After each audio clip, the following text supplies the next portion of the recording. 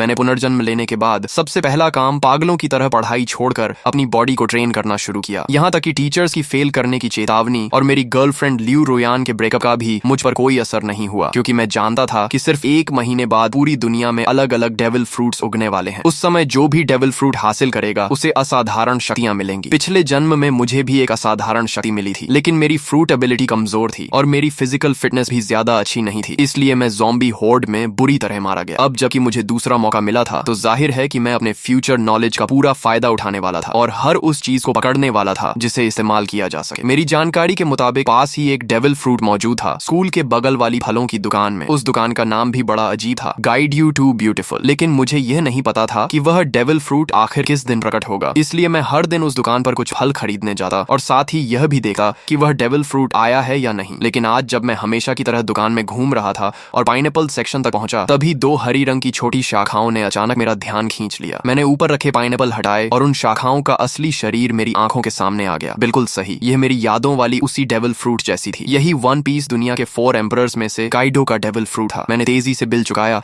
और बाकी फलों से भरा एक बैग भी उठा लिया ताकि किसी को शक ना हो। जैसे ही मैं दुकान से बाहर निकला, सामने एक मजबूत शरीर वाला मध्यम उम्र का आदमी दिखाई दिया, वही आदमी जो पिछले जन्म में अज़्योर ड्रैगन फ्रूट का मालिक बना था। मैंने मन ही मन राहत की सांस ली। अगर मैं थोड़ी देर और कर देता तो ये फ्रूट उसी के हाथ लग जाती। हॉस्टल लौटे ही मैंने एक पल की भी देरी नहीं की और अज़्योर ड्रैगन फ्रूट को उठाकर सीधे एक बड़ा काट लिया। उसका स्वाद ऐसा था जैसे किसी ने सूखे पानी के टैंक और गंदगी के गड्ढे को मिलाकर उसमें सड़ी हुई पोछे की कपड़े को घुमा दिया हो और फिर सीधे मुंह में ठूंस दिया हो। इतनी गंदी टेस्ट थी कि मैं लगभग वहीं उल्टी कर देता, लेकिन मैंने खुद को रोका और किसी तरह उस गूदे को निगल लिया। फिर मैंने दिल मजबूत करके उसका बचा हुआ छिलका, बीज और वह छोटी बैंगनी शाखा भी निगल ली। काफी देर बाद मैंने गहरी सांस ली। अब चमत्कार का बीज बोया जा चुका था, बाकी सिर्फ इंतजार करना था। इसके बाद मैंने मोबाइल निकाला और शॉर्ट वीडियोस तथा फोरम ब्राउजिंग शुरू कर दी। कई प्लेटफॉर्म देखने के बाद मैंने एक आईडी सर्च की और पहला वीडियो खोला। भाइयों, देख रहे हो, ये थंडर फ्रूट है। कमेंट सेक्शन में बोली लगाओ, जो ज्यादा कीमत देगा उसे मिलेगा। ये देखकर मेरा दिल तेज धड़कने लगा। हालांकि अज़्योर ड्रैगन फ्रूट मैं पहले ही खा चुका था और दूसरा डेविल फ्रूट नहीं खा सकता था, लेकिन जब अपोकलिप्स आएगा और सभी लोग इसकी असली कीमत जान जाएंगे, तब करोड़ों रुपए देकर भी एक फ्रूट नहीं मिलेगी। ये सबसे महत्वपूर्ण ट्रेडिंग रिसोर्स थी और अगर ट्रेडिंग में इस्तेमाल न भी करूं तो मैं इसे अपने माता पिता या अपनी बहन को खिला सकता था। वैसे भी दूसरी फ्रूट खाने की संभावना पूरी तरह खत्म नहीं हुई थी, बस उसके लिए ताकत और किस्मत दोनों चाहिए थी। मैंने कमेंट सेक्शन में कुछ नहीं लिखा, बल्कि सीधे उस पीले बालों वाले लड़के वांग तियानची को प्राइवेट मैसेज भेजा। भाई, ये फ्रूट बहुत बढ़िया बनाई है, बिल्कुल असली जैसी लग रही है, मैं इसे खरीदना चाहता हूँ। कमेंट सेक्शन वाले लोग सिर्फ मजाक कर रहे हैं, जो कीमत चाहिए सीधे बताओ, अगर सही लगी तो तुरंत खरीद लूंगा। उसने जवाब दिया, भाई ये सचमुच डेविल फ्रूट है, इसकी कीमत 15 लाख है। मैंने कहा, अगर ये सच में डेविल फ्रूट है तो तुम खुद क्यों नहीं खा लेते? अगर बेचने का इरादा है तो सामान्य कीमत बताओ, नहीं तो मैं तुम्हें ब्लॉक कर दूंगा। वह बोला, ठीक है 1 लाख। मैंने कहा, 1000 फाइनल प्राइस। तुम्हारे जैसे कलेक्टिबल मॉडल की यही असली कीमत है। वह थोड़ा निराश हुआ, सोचा था ज्यादा पैसे ठग लूंगा, लेकिन 1000 भी ठीक है, कुछ दिन मौज हो जाएगी। मैंने कहा, ठीक है, पैसे दूंगा और सामान ले लूंगा। फिर मैंने पूछा, तुम कोई दुकान वाले नहीं हो? अगर मैं पैसे दे दूं और तुम सामान न भेजो तो बता दो, मैं आमने सामने डील करूंगा। उसने हंसकर कहा, सामने ही सही, क्या कर लोगे? उसने पता भेज दिया। फ्रूट मिलने के बाद मैं पूरी रफ्तार से निकल पड़ा और 2.5 घंटे में उसके बताए हुए छोटे शहर के स्टेशन पहुंच गया। मैंने पूछा, तुम वही हो जो डेविल फ्रूट बेच रहे थे? पेमेंट QR कोड दो, पहले फ्रूट देखूंगा फिर पैसे दूंगा। वह बोला, पहले पैसे फिर सामान। क्या तुम्हें लगता है मैं भाग जाऊंगा? मैंने कहा, यह तुम्हारा इलाका है। उसने सोचा और माना कि बात सही है, इस इलाके में उसकी थोड़ी बहुत पहचान थी। अगर मैं पैसे न देता तो वह एक फोन करता और उसके दोस्त मिनटों में पहुंच जाते। जब उसने बैग मेरी तरफ बढ़ाया तो मेरे हाथ तक कांप रहे थे। मैंने फ्रूट निकाली और मेरा दिल जोर जोर से धड़कने लगा। कोई गलती नहीं थी, ये असली डेविल फ्रूट थी। मैंने बिना समय गंवाए तुरंत 1000 रुपए ट्रांसफर कर दिए, फ्रूट को संभाला और वापस निकल पड़ा। अगर इस बेकार जगह से ट्रेन चलती होती तो मैं उसी समय घर लौट जाता। वापसी के रास्ते में मैं मोबाइल पर शॉर्ट वीडियोस देख रहा था कि अचानक एक वीडियो ने मेरा ध्यान खींच लिया। हाल ही में कई लोग अचानक बेहोश हो रहे हैं और लोगों के शरीर पर अजीब अजीब धब्बे दिखाई देने लगे हैं। एक्सपर्ट्स का कहना था कि यह संभवतः किसी नए प्रकार का फ्लू हो सकता है और सभी से मास्क पहनने तथा सावधानी बरतने की अपील की जा रही थी। ये खबर देखते ही मेरा दिल जोर से धड़क उठा। बेहोशी, शरीर पर धब्बे, क्या यह वही संकेत नहीं थे जो पिछले जन्म में अपोकलिप्स शुरू होने से पहले दिखाई दिए थे? मैंने बिना एक पल गंवाए हॉस्टल की ओर दौड़ लगा दी। पहले से तैयार रखा हुआ अपना सामान उठाया और बाहर निकलने ही वाला था कि पीछे से अचानक एक दर्दनाक चीख सुनाई दी। कई छात्र अचानक जमीन पर गिर पड़े और उनके शरीर पर धब्बे उभरने लगे। इसके तुरंत बाद एक रहस्यमयी दबाव पूरे क्षेत्र में फैल गया, जिससे सभी लोग हिलने तक में असमर्थ हो गए। तभी जो लोग पूरी तरह बेहोश हो चुके थे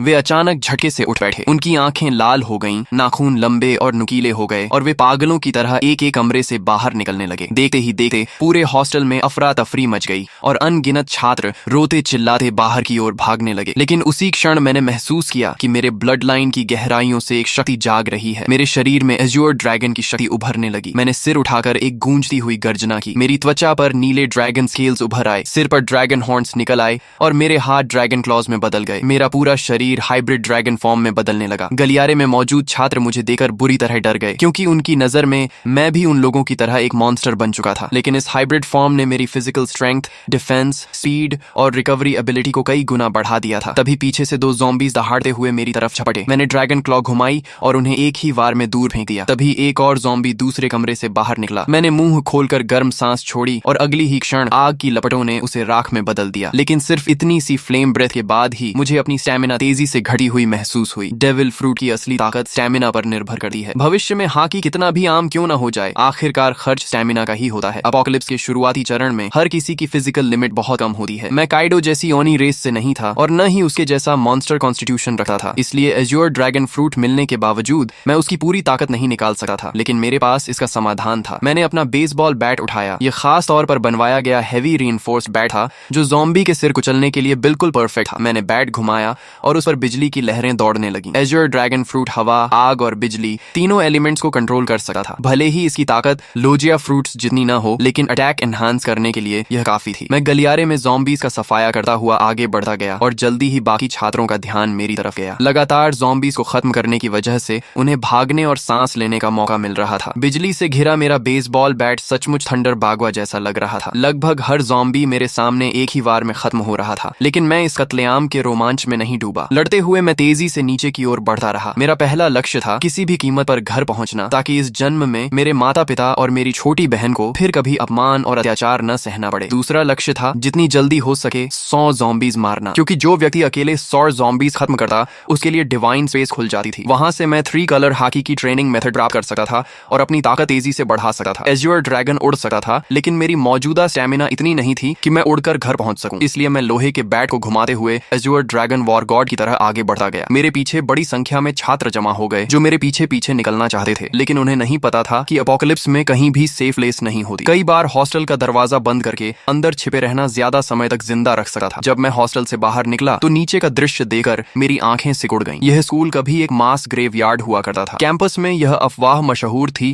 कि यहाँ यिन एनर्जी बहुत ज्यादा है और इसी वजह से आसपास रहने वाले लोग अक्सर बीमार पड़ जाते थे। बाद में एक फेंग शुई मास्टर ने सलाह दी थी कि यहाँ एक स्कूल बनाया जाए ताकि युवाओं की यांग एनर्जी इस जगह की यिन एनर्जी को दबा सके। लेकिन अब जो कंकाल वर्षों से जमीन के नीचे दफन थे, ज़ॉम्बी वायरस के प्रभाव से सभी जमीन फाड़कर बाहर निकल आए थे और जो भी जीवित इंसान दिख रहा था उस पर हमला कर रहे थे। कोई मुझे बचाओ! पूरे कैंपस में हाहाकार मचा हुआ था। हर कोई जान बचाने के लिए भाग रहा था। लोग घबराहट में एक दूसरे से टकरा रहे थे, लेकिन मैंने किसी पर ध्यान नहीं दिया और सीधे मेन गेट की दिशा में बढ़ता गया। रास्ते में चाहे ज़ॉम्बी मिले या स्केलेटन मॉन्स्टर, मैंने सबको अपने बैट से कुचल दिया। आखिरकार जब मैं स्कूल गेट तक पहुंचा तभी मेरा शरीर अचानक रुक गया। सिर्फ मैं ही नहीं, सभी लोग और यहाँ तक कि ज़ॉम्बीज भी वहीं थम गए। ऐसा लगा जैसे पूरे संसार का टाइम फ्रीज हो गया हो। फिर मेरी आंखों के सामने अंधेरा छा गया। Divine descent, devil fruits have arrived, divine space activated. जब मैंने दोबारा आंखें खोली तो खुद को एक रहस्यमयी स्थान में पाया। यहाँ न समय था, न दिशा, न कोई वास्तविक स्थान। केवल 2 लाइट स्क्रीन्स मौजूद थी, एक बड़ी और एक छोटी। बड़ी स्क्रीन पर लिखा था डिवाइन शॉप और छोटी स्क्रीन पर लिखा था पर्सनल पैनल। पिछले जन्म में मैं इन चीजों से भली भांति परिचित था। यह किसी अज्ञात सत्ता द्वारा दिया गया अवसर था जहाँ पॉइंट्स के बदले टेक्निक्स, इक्विपमेंट, स्किल्स और रिसोर्सेज खरीदे जा सकते थे। तभी घोषणा हुई, आप पहले व्यक्ति हैं जिसने 100 ज़ॉम्बीज का शिकार किया है। आपको डिवाइन रिवॉर्ड प्राप्त होगा। आपने अपोकलिप्स शुरू होने के 10 मिनट के भीतर 100 पॉइंट्स प्राप्त कर लिए हैं, इसलिए आपको विशेष रिवॉर्ड दिया जाएगा। इसके बाद मेरे सामने 3 विकल्प आए। पहला रिवॉर्ड था परफेक्ट फ्रूट, जो मेरे एज्योर ड्रैगन फ्रूट को पूर्ण अवस्था में पहुंचा देता। इसके बाद फ्रूट की सभी साइड इफेक्ट्स समाप्त हो जाती। मैं सी स्टोन और सी वाटर से प्रभावित नहीं होता और यहाँ तक कि दूसरा डेविल फ्रूट भी खा सकता था बिना शरीर फटे। दूसरा रिवॉर्ड था हाकी जीनियस। इसके लिए किसी ट्रेनिंग या पॉइंट्स की जरूरत नहीं थी। मुझे तुरंत 3 कलर हाकी जागृत हो जाती और बिना अभ्यास के भी धीरे धीरे बढ़ती रहती। यदि मैं ट्रेनिंग करता तो इसकी ग्रोथ स्पीड 2 गुनी हो जाती। तीसरा रिवॉर्ड था ज़ॉम्बी स्लेयर डिवाइन वेपन। मुझे अपनी पसंद का सुप्रीम ग्रेड वेपन मिलता जो ज़ॉम्बीज को 2 गुना डैमेज देता। फ्रूट, हाकी या वेपन, 3 में से एक चुनना था। पहला और तीसरा रिवॉर्ड तुरंत कॉम्बैट पावर बढ़ाते थे, जबकि दूसरा धीरे धीरे ताकत बढ़ाता, लेकिन उसकी पोटेंशियल लिमिट कहीं अधिक थी। पिछले जन्म के अनुभव के अनुसार बाद के चरणों में भी हाकी कभी आउटडेटेड नहीं हुई थी। मैं कुछ क्षण सोच में पड़ गया। तभी मुझे काइडो की कही बात याद आई, हाकी ही असली आधार है। रॉजर और गार्ब के पास कोई डेविल फ्रूट नहीं थी, फिर भी वे दुनिया के सबसे शक्तिशाली योद्धा बने। यहाँ तक कि काइडो ने हाकी को इतना महत्व दिया कि उसने उसने अपनी फ्रूट अवेकनिंग तक पर ज्यादा ध्यान नहीं दिया। ये सोचते ही मैंने फैसला कर लिया, ताकतें जितनी ज्यादा हों उतना अच्छा नहीं। असली बात यह है कि किसी एक ताकत को उसकी सीमा तक पहुंचाया जाए। एज्योर ड्रैगन फ्रूट कितनी शक्तिशाली बनेगी, ये पूरी तरह मेरी फिजिकल स्ट्रेंथ पर निर्भर था। अगले ही क्षण मैंने हाकी जीनियस चुन लिया। तुरंत 3 कलर हाकी मेरे भीतर जाग उठी। काली ऊर्जा की एक पतली परत मेरी मुट्ठियों पर चढ़ गई। यह आर्मामेंट हाकी थी। इसके बाद मैंने कुछ पॉइंट्स खर्च करके 5 वाटर मीट खरीदे, जो तेजी से स्टेमिना रिकवर करने वाला फूड था और लड़ाई में लंबे समय तक टिकने में मदद करता था। पर्सनल पैनल सिर्फ स्टेटस स्क्रीन नहीं थी, बल्कि कम्युनिकेशन डिवाइस भी थी। अपोकलिप्स में जब मानव सभ्यता टूट गई थी, तब लोग इसी पैनल के कम्युनिकेशन फंक्शन से संपर्क बनाए रखते थे। इसमें अलग अलग चैनल्स भी बने हुए थे और बहुत से लोग पहले ही बातचीत शुरू कर चुके थे। तभी घोषणा हुई, स्पेस कनेक्शन समाप्त होने वाली है। भविष्य में केवल विचार करते ही डिवाइन स्पेस में प्रवेश किया जा सकेगा। मेरी आंखों के सामने फिर अंधेरा छा गया। जब मैंने दोबारा आंखें खोली तो मैं वापस अपने शरीर में था। चारों ओर अनगिनत ज़ॉम्बीज और घबराए हुए छात्र शिक्षक मौजूद थे। मैंने तुरंत एक वाटर मीट मुंह में ठूंस ली और तेजी से खाते हुए स्कूल गेट की ओर बढ़ने लगा। तभी मुझे अचानक खतरे का एहसास हुआ। मैंने तुरंत अपना शरीर एक ओर घुमा लिया। जिस जगह मैं खड़ा था वहां अगले ही पल जमीन फट गई और एक स्केलेटन आर्म बाहर निकल आई। बहुत से लोग सोच रहे थे कि शहर छोड़कर किसी सुनसान जगह चले जाएंगे और किसी तरह जीवित रहेंगे, लेकिन उन्हें नहीं पता था कि अब इस दुनिया में 1 इंच भी सुरक्षित जमीन नहीं बची थी। इसी दौरान रास्ते में चल रही कारों के रेडियो पर इमरजेंसी ब्रॉडकास्ट लगातार बज रहा था। यह राष्ट्रीय आपातकालीन सूचना है। सभी नागरिक शांत रहें, अपने घरों के अंदर रहें और दरवाजे खिड़कियां बंद रखें। हमारी सेना पूरी तरह सक्रिय हो चुकी है। रेडियो पर आगे घोषणा हुई, हमारी बायोलॉजिकल लैबोरेटरीज भी एंटीडोट विकसित करने में लगी हुई हैं। कृपया शांति बनाए रखें और घबराहट में कोई गलत कदम न उठाएं। लेकिन मैं जानता था कि सच्चाई इससे कहीं ज्यादा भयावह है। ज़ॉम्बी वायरस की पहली लहर हवा के जरिए फैलती थी और जिन लोगों की फिजिकल कॉन्स्टिट्यूशन कमजोर होती थी वे सबसे पहले संक्रमित होते थे। इसी वजह से हॉस्पिटल्स और ओल्ड एज होम्स संक्रमण के सबसे बड़े केंद्र बन गए थे। अपोकलिप्स शुरू होने के बाद वायरस का मुख्य संक्रमण तरीका ब्लड ट्रांसमिशन बन जाता था। ऐसी स्थिति में सेना के जवान, जिनकी फिजिकल फिटनेस सबसे अच्छी होती थी, उनके संक्रमित होने की संभावना बहुत कम रहती थी। इसलिए अपोकलिप्स की शुरुआत में मिलिट्री अभी भी कुछ हद तक प्रभावी रहती थी, लेकिन मैं जानता था कि यह ज्यादा समय तक नहीं चलेगा। अगर सेना तेजी से ज़ॉम्बीज को खत्म करना चाहती तो उसे गन्स और अन्य फायर आर्म्स का इस्तेमाल करना पड़ता, लेकिन ऐसा करने पर उन्हें पॉइंट्स नहीं मिलते। पॉइंट्स के बिना वे मजबूत नहीं बन सकते थे। दूसरी तरफ ज़ॉम्बीज लगातार विकसित होते जाते और आखिरकार ऐसे स्तर पर पहुंच जाते जहां सामान्य फायर आर्म्स भी उनके सामने बेअसर हो जाती। जैसे जैसे ज़ॉम्बीज मजबूत होते, सेना कमजोर पड़ती जाती और समाज का पतन तेजी से होने लगा। इसलिए इस अपोकलिप्स में असली उम्मीद सिर्फ एक ही थी, हर इंसान को योद्धा बनना होगा और खुद ज़ॉम्बीज से लड़ना होगा। यह एक ऐसी सर्वाइवल कंपटीशन थी जिसमें केवल योग्य और शक्तिशाली लोग ही आगे बढ़ सकते थे। मेरी कार तेज रफ्तार से सड़क पर दौड़ रही थी। रास्ते में अगर कोई ज़ॉम्बी सामने आ भी जाता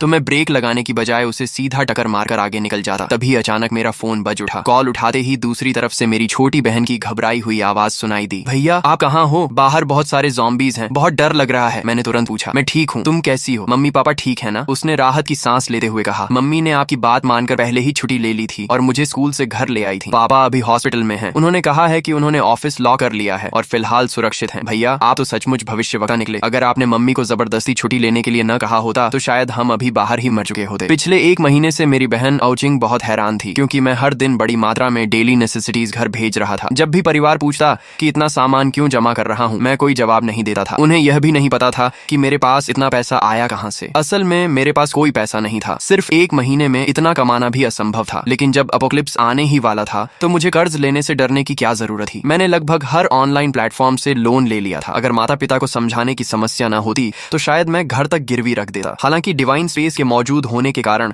बहुत ज्यादा रिसोर्सेज जमा करने की जरूरत भी नहीं थी। यह सामान सिर्फ इमरजेंसी के लिए था। हम बात ही कर रहे थे कि सामने एक लग्जरी कार अचानक रास्ते में कूद पड़े ज़ॉम्बी से बचने की कोशिश में पलट गई। उसी पल एक भयानक चेन कलिजन शुरू हो गई। पीछे आ रही कई गाड़ियां एक दूसरे से टकरा गईं और कुछ ही सेकंड में सड़क पर तबाही मच गई। कई लोग वहीं मारे गए, लेकिन मैं पहले से जानता था कि ऐसा होगा। अब रुकना संभव नहीं था। मैंने तुरंत अपना बैकपैक और बेसबॉल बैट पकड़ा, एज्योर ड्रैगन फॉर्म में बदल गया और कार की छत तोड़कर सीधे आसमान में उड़ गया। बादलों और धुंध ने मेरे विशाल ड्रैगन बॉडी को ऊपर उठाया और मैं तेजी से आसमान की ओर बढ़ गया। यह चमत्कारी दृश्य देखकर सड़क पर मौजूद सभी लोग स्तब्ध रह गए। पहले से भयानक कार एक्सीडेंट अब और भी ज्यादा अराजक हो गया, लेकिन मुझे नीचे हो रहे हंगामे से कोई मतलब नहीं था। मैं सीधे बादलों के बीच घुस गया और अपने घर की दिशा में उड़ने लगा। बीच बीच में मैं बैकपैक से वाटर मीट निकाल कर खाता ताकि स्टेमिना रिकवर होती रहे। मेरी मौजूदा ताकत इतनी नहीं थी कि मैं लगातार लंबे समय तक उड़ सकूं। आखिरकार जब सारी वाटर मीट खत्म हो गई तो मुझे जमीन पर उतरना पड़ा और मैं वापस ह्यूमन फॉर्म में बदल गया। मैंने आसपास नजर दौड़ाई। फिलहाल वहां कोई ज़ॉम्बी दिखाई नहीं दे रहा था। मैंने तुरंत डिवाइन स्पेस में प्रवेश किया और फिर से 5 वाटर मीट एक्सचेंज कर ली और उन्हें बैकपैक में भर लिया। इस समय मेरे बैकपैक में सिर्फ 5 वाटर मीट और एक थंडर फ्रूट ही। एक वाटर मीट खाने के बाद मैंने दोबारा उड़ान नहीं भरी, क्योंकि वाटर मीट स्टेमिना तो रिकवर कर सकती थी, लेकिन अगर लगातार उसी पर निर्भर रहा जाए तो स्टेमिना कंजम्पशन और तेज हो जाती थी। साथ ही मेंटल फटीग को यह बिल्कुल रिकवर नहीं कर सकती थी। मैंने मैप खोला और अपनी स्थिति देखी। मुझे किसी हाईवे तक पहुंचना था और वहां से एक व्हीकल हासिल करनी थी। दिशा तय करने के बाद मैं फिर से एज्योर ड्रैगन में बदल गया। इस बार मैं सिर्फ 10 मिनट तक उड़ा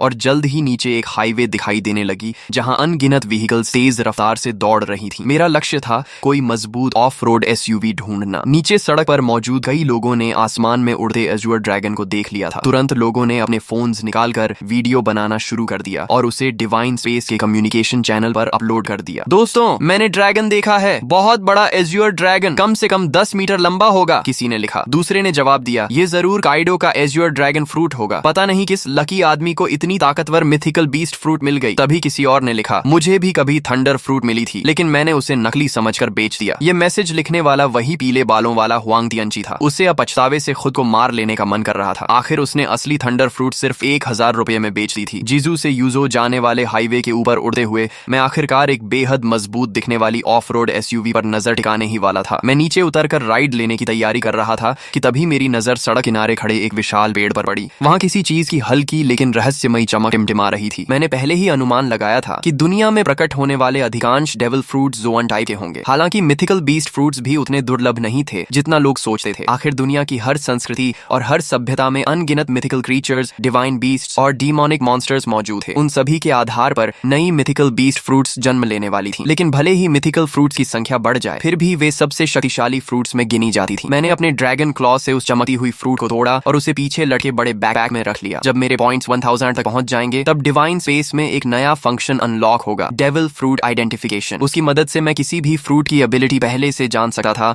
और किसी बेकार फ्रूट को खाने से बच सकता था। हालांकि यह सुविधा बहुत महंगी थी। हर आइडेंटिफिकेशन के लिए पूरे 1000 पॉइंट्स खर्च करने पड़ते थे। मैं दोबारा उस ऑफ रोड एसयूवी का पीछा करने ही वाला था कि अचानक आगे चल रहा एक बड़ा ट्रक बुरी तरह पलट गया। उसी पल उसके अंदर से 3 ज़ॉम्बीज बाहर निकले और आसपास की गाड़ियों पर हमला करने लगे। लेकिन उस समय किसी के पास रुकने का साहस नहीं था। एक ड्राइवर ने एक्सेलरेटर पूरी ताकत से दबाया और सीधे ज़ॉम्बीज के ऊपर गाड़ी चढ़ा दी। फिर वह गाड़ी को दाएं बाएं घुमाकर ज़ॉम्बीज को गिराने की कोशिश करने लगा। उसकी इस हरकत ने तुरंत एक और चेन एक्सीडेंट पैदा कर दिया। मैंने उधर सिर्फ एक नजर डाली और फिर पलटे हुए ट्रक के पास उतर गया। ह्यूमन बीस्ट फॉर्म में बदलकर मैंने ट्रक के किनारे को पकड़ लिया और एज्योर ड्रैगन की विशाल शक्ति का इस्तेमाल करते हुए उसे जबरदस्ती सीधा खड़ा कर दिया। एज्योर ड्रैगन फ्रूट द्वारा दी गई स्ट्रेंथ वास्तव में भयावह थी। इसके बाद मैं ट्रक के अंदर घुसा और खुद उसे चलाने लगा। जब धीरे धीरे मुझे एहसास हुआ कि वे सभी मेरी ट्रक के पीछे पीछे चल रही हैं। मैंने रियर व्यू मिरर में यह दृश्य देखा, लेकिन मुझे इससे कोई फर्क नहीं पड़ा। जब तक वे मेरे काम में रुकावट नहीं डालते, उन्हें मेरे पीछे आने से कोई समस्या नहीं थी। रास्ते भर बार बार एक्सीडेंट्स होते रहे। मैं समय समय पर ट्रक से उतरता, ज़ॉम्बीज को खत्म करता और सड़क साफ करता। तभी एक मोटा और अमीर दिखने वाला मध्यम उम्र का आदमी मुस्कुराते हुए मेरे पास आया और बोला, अगर आप मेरी सुरक्षा करेंगे तो मैं आपको जितना पैसा चाहिए उतना दे सकता हूँ। मैंने उसकी तरफ ठंडी नजर से देखा और कहा, एक कदम और आगे बढ़ाया तो मरोगे। वह आदमी इतना डर गया कि अनजाने में वहीं घुटनों के बल बैठ गया। उस समय मेरी ड्रैगन फॉर्म और उससे निकल रही किंगली ऑरा उसे ऐसे महसूस हो रही थी जैसे उसके सामने कोई सर्वोच्च शासक खड़ा हो। मेरी हल्की सी कॉन्करर्स हाकी ने आसपास खड़े कई लोगों को डर से जड़ कर दिया। फिर भी मौत का डर इंसान से कुछ भी करवा सकता है। एक बेहद खूबसूरत मैच्योर वुमन हिम्मत करके मेरे पास आई। अपोकलिप्स के बीच भी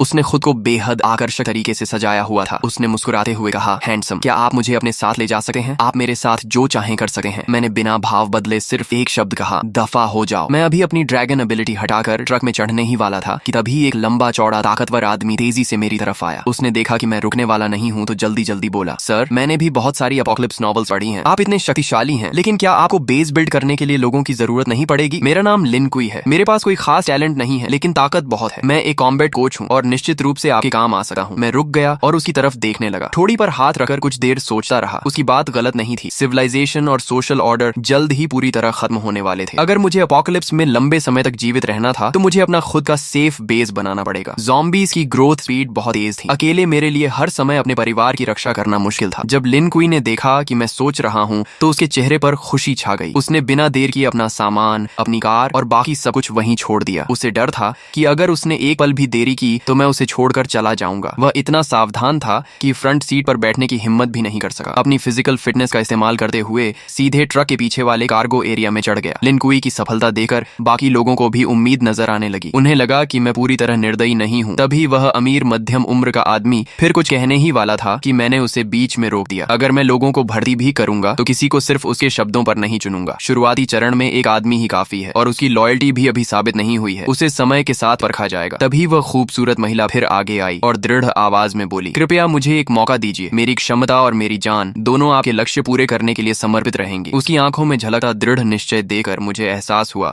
कि यह महिला साधारण नहीं है, शायद इसमें वाकई कुछ खास था। मैंने कुछ सेकंड तक उसे ध्यान से देखा और फिर कहा, गाड़ी में चढ़ जाओ। महिला खुशी से झूम उठी, लेकिन मेरी अनुमति के बिना वह भी फ्रंट सीट पर नहीं बैठी। उसने अपनी पूरी ताकत लगाकर ट्रक के पीछे वाले कार्गो एरिया में चढ़ना शुरू कर दिया। मैं यह सब देखकर मन ही मन सिर हिलाने लगा। शायद यह महिला सिर्फ एक सुंदर चेहरा नहीं थी, पीछे खड़े कई लोग भी इन दोनों की तरह मेरे साथ जाना चाहते थे। लेकिन जैसे ही मैंने हल्की सी कॉन्करर्स हाकी छोड़ी, सभी डर के मारे जमीन पर गिर पड़े। उनमें से किसी ने कांपती आवाज में कहा, हे भगवान, इस बॉस ने तो कॉन्करर्स हाकी भी जगा ली है। कुछ अनुभवी वन पीस फैंस तुरंत इस किंगली ऑरा को पहचान गए। मैं वापस ड्राइवर सीट पर बैठा और ट्रक को आगे बढ़ा दिया। करीब 2.5 घंटे की यात्रा के बाद आखिरकार मुझे सड़क किनारे एक सर्विस एरिया दिखाई दिया, लेकिन वह जगह पूरी तरह ज़ॉम्बीज़ के कब्जे में थी। रास्ते से गुजरने वाले लोग वहां फ्यूल और फूड लेने जाना चाहते थे, लेकिन वहां मौजूद ज़ॉम्बीज़ की भारी संख्या देखकर हिम्मत नहीं कर पा रहे थे। मगर मुझे इसकी चिंता नहीं थी। जैसे ही ट्रक वहां रुका, ज़ॉम्बीज़ का एक बड़ा झुंड हमारी तरफ दौड़ पड़ा। वे ड्राइवर कैबिन में तो नहीं घुस सकते थे,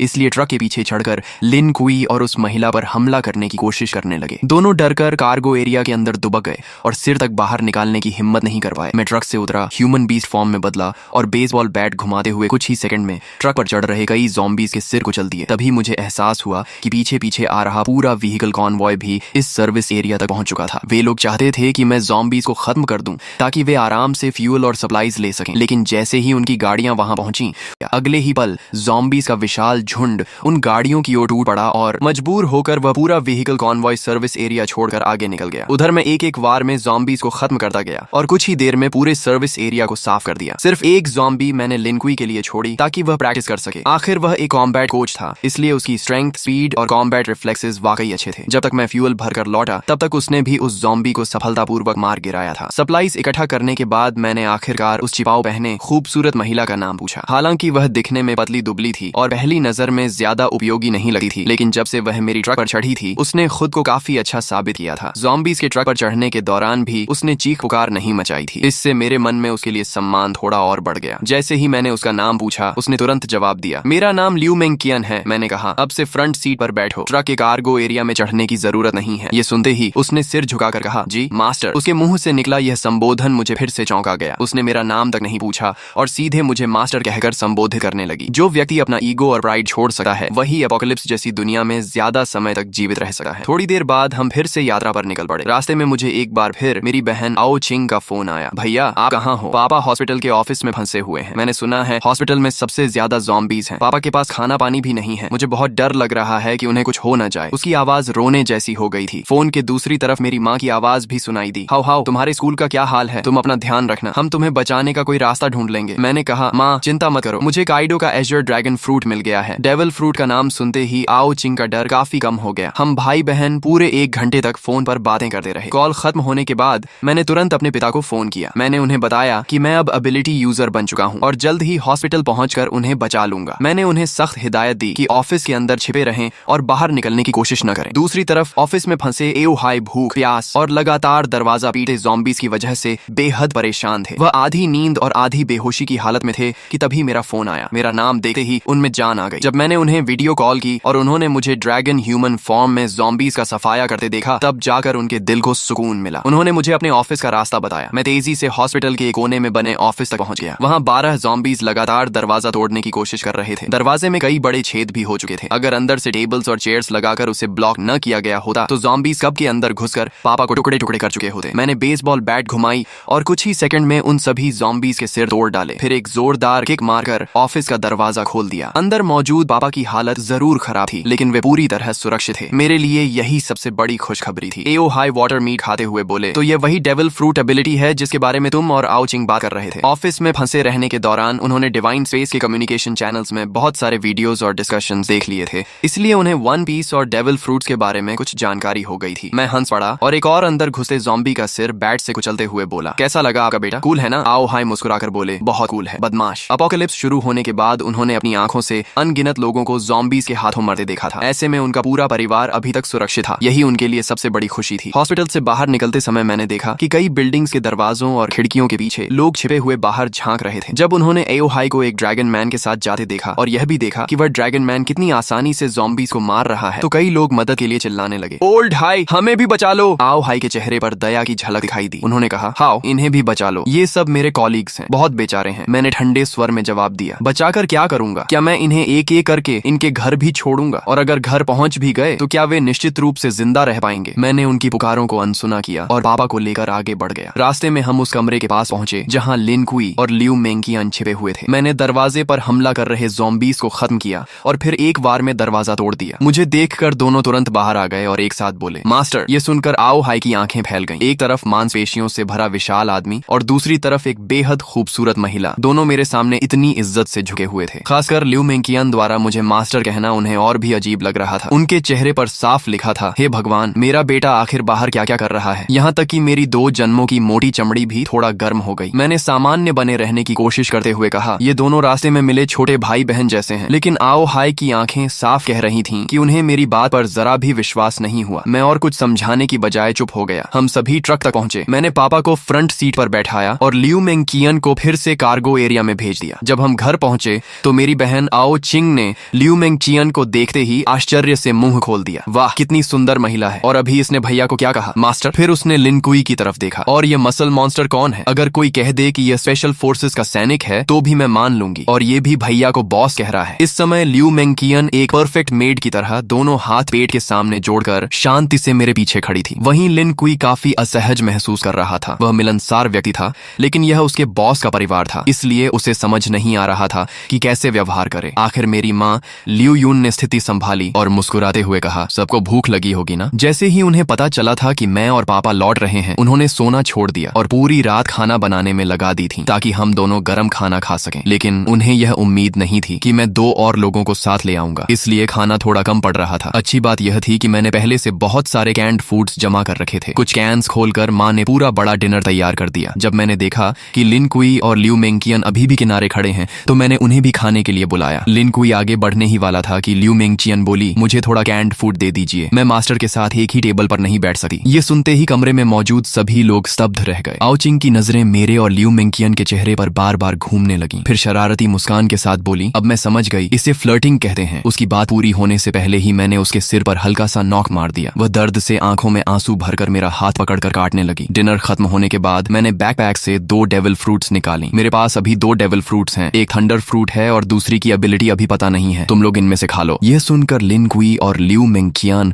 दोनों चौंक गए। उन्हें उम्मीद नहीं थी कि मेरे पास इतनी दुर्लभ चीजें भी मौजूद हैं। उनकी आंखों में चाहत साफ दिखाई दे रही थी। आओ चिंग उत्साह से दोनों फ्रूट्स को उठाकर देखने लगी। फिर उसने उन्हें माता पिता को दिखाया, लेकिन आओ हाई ने फ्रूट देकर वापस मुझे लौटा दी। आओ चिंग को दे दो, हमारी उम्र हो चुकी है, हम खाएंगे तो बर्बाद हो जाएंगी। माँ भी सहमत हो गई। हाँ, तुम्हारे जैसा बेटा हमारी रक्षा कर रहा है, हमारे लिए वही काफी है। इतनी कीमती चीज तुम्हारे पास रहेगी तो ज्यादा काम आएगी। मैंने समझाने की कोशिश की, मेरे पास पहले से एज्योर ड्रैगन फ्रूट है, मेरी ग्रोथ बहुत तेज होगी। लेकिन अगर आप लोग भी डेविल फ्रूट्स खा लेंगे तो ज़ॉम्बीज मारकर जल्दी पॉइंट्स कमा सकेंगे और हाकी ट्रेनिंग भी अनलॉक कर पाएंगे। अपोक्लिप्स में असली कैपिटल यही है। लेकिन काफी देर समझाने के बाद भी माता पिता नहीं माने। आखिर मैंने हार कर आओ चिंग की तरफ देखा। ठीक है, तुम चुन लो। आओ चिंग तो कब से इसी पल का इंतजार कर रही थी। उसने दोनों फ्रूट्स हाथ में लेकर बार बार देखा, लेकिन काफी सोचने के बाद उसने थंडर फ्रूट मुझे वापस दे दी। मैं हैरान रह गया, क्या तुम थंडर फ्रूट नहीं लोगी? लोजिया एलिमेंटलाइजेशन शुरुआती चरण में लगभग इनविंसिबल होती है और दूसरी फ्रूट की एबिलिटी क्या है यह भी नहीं पता। आओ चिंग मुस्कुराकर बोली, डिवाइन स्पेस में डीमन रिमूवल पोशन मिलती है, उससे डेविल फ्रूट की साइड इफेक्ट्स हट सकती हैं और इंसान दूसरी फ्रूट भी खा सकता है। भैया आप इतने मजबूत हो कि वह पोशन जरूर हासिल कर लोगे। थंडर फ्रूट आपके लिए ज्यादा उपयुक्त है, मैं दूसरी फ्रूट खा लूंगी। मैंने कुछ देर सोचा और कहा, ठीक है, लेकिन पहले इसकी आइडेंटिफिकेशन कर लेते हैं। अगर एबिलिटी अच्छी हुई तो तुम खा लेना। डेविल फ्रूट आइडेंटिफिकेशन 1000 पॉइंट्स के बाद अनलॉक होती थी। आओ चिंग को यह बात पता नहीं थी क्योंकि उसके पास अभी कोई पॉइंट्स नहीं थी। लेकिन मैं स्कूल से लेकर हॉस्पिटल तक ज़ॉम्बीज का इतना सफाया कर चुका था कि मेरे पॉइंट्स 1000 से भी ज्यादा हो चुके थे। तभी आओ चिंग ने जल्दी से सिर हिलाया, नहीं, 1000 पॉइंट्स बहुत ज्यादा हैं। इतना कहकर उसने मेरे जवाब का इंतजार तक नहीं किया। उसने तुरंत उस सुनहरी मकई जैसी दिखने वाली डेविल फ्रूट उठाई